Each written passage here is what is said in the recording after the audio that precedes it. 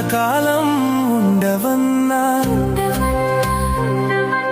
యేసయ్య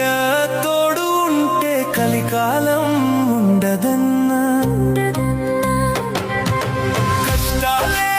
ఎన్ని ఉన్నా ఎంతో కాలం ఉండవన్నా యేసయ్య వెంట ఉంటే ఏ బెంగ ఉండదన్నా ఆటంకాలెన్ని ఉన్నా ఆపదలే తరుముతున్నా నా వెంట యేసు ఉంటే ఏ కీడు చేరదన్నా